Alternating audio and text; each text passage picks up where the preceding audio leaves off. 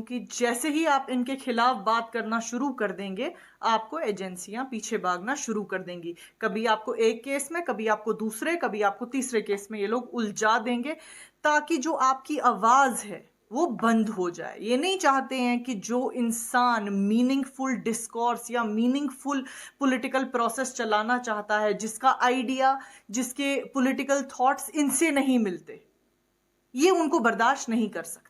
अगर हम कहते हैं कि हमें बीजेपी की पॉलिसीज मंजूर नहीं है, तो ये कहते हैं कि ये क्यों कह रहे हैं।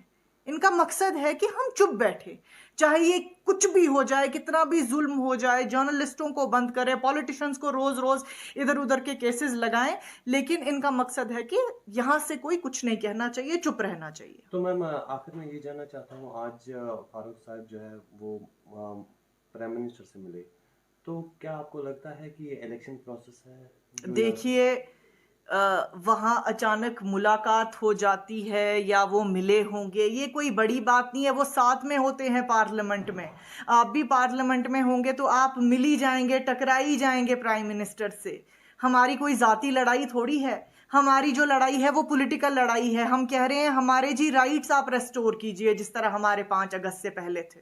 हम कह रहे हैं हमारी जी मुसीबतें आप खत्म करिए।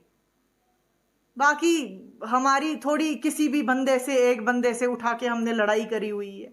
ये तो वहीं से हमारे को एजेंसियां भेजते हैं, हम तो यहाँ से कुछ नहीं कर सकते हैं। जैसे आपने सवाल में ही जवाब दे दिया कि एनसी को निशाना बनाया जा रहा है, क्योंकि इसमें सबसे बड़ी बात जो है कि ये आपके पीछे भाग रहे हैं ताकि जो पॉलिटिकल वेंडेटा है इनका वो पूरा हो सके। आज इलेक्शन की बात जैसे ही उठी तो ईडी ने जी है उमर अब्दुल्ला साहब को भी बुला लिया। तो इससे ये साफ तौर पे बात समझ आती है कि अब जो इलेक्शन है वो इलेक्शन कमीशन नहीं अनाउंस करती है, वो ईडी अनाउंस करती है, वो एजेंसियां अनाउंस करती हैं। किस तरह साफ सुथरे इंसान को केसों में उलझाना है ताकि ये तंजीम जो है वो पीछे रहे आने वाले इलेक्शन में।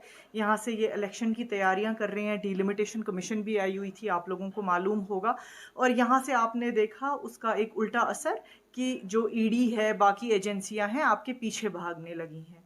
तो ये सोचते हुए बड़ा अफसोस होता है कि पहले जब इलेक्शन होते थे या पहले जब सियासत होती थी तो ये जातियात पे नहीं होती थी, मेरिट पे होती थी।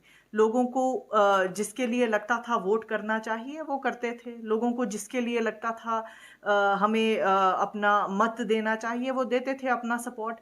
आज अब एजेंसियां डिसाइड करती हैं, चाहे इंसान कितना ही क्लीन हो, उसके पीछे किस तरह भागना है। एक तंजीम जो है मुल्क में बनी हुई जो इनको सपोर्ट करती है, कहती है अब आप जी इस बंदे के पीछे जाइए।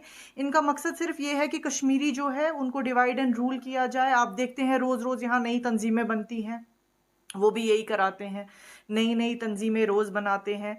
और ताकि हमारा जो वोटर है, अगर हमारे 10 वोटर हैं, 5 लोगों को ये वोट मिले, ये फ्रैक्चर्ड रहे मैंडेट।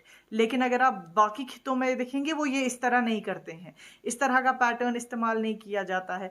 उमर साहब के खिलाफ आज तक किसी ने उंगली तक नहीं उठाई है, पिछले 25 साल में जितना समय उनको सियासत में हो गया है।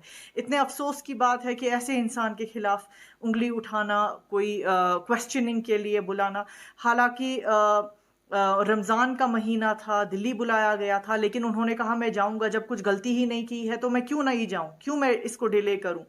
रोजे रखेंगे लेकिन वहां जाएंगे जरूर, और वो गए। उन्होंने सवालों का जवाब दिया। जब किया ही नहीं है कुछ तो डर किस बात का है। डरते वो लोग हैं जिन्होंने कुछ किया होगा, उन्होंने कुछ नहीं किया है। वो साफ सुथरे इंसान है। कोई मुझे एक बंदा उठा के दिखा दे जो आपको यहाँ पे उमर अब्दुल्ला साहब के खिलाफ कुछ कहेगा। जम्मू कश्मीर में कोई कुछ नहीं कहेगा। ये मैं आपको यहीं से कह रही